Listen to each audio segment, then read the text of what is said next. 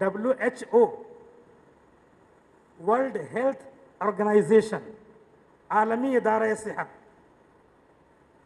तो इतने मुल्कों में से बेशुमार 80 के करीब मुल्क हैं जो इसको इस्तेमाल करते हैं,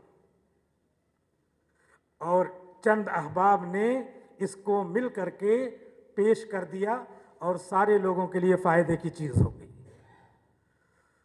इसी वजह से इन लोगों ने मिल करके, जो WHO वाले हैं, उन्होंने मिल करके, उसमें 10 लोग ऐसे हैं जो उस पूरे आलमी इदारे सेहत के बड़े बड़े लोग हैं।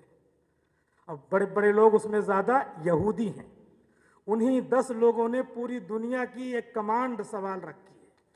अब उसमें जो ये कोरोना वायरस की बीमारी है, वहीं से गाइडलाइन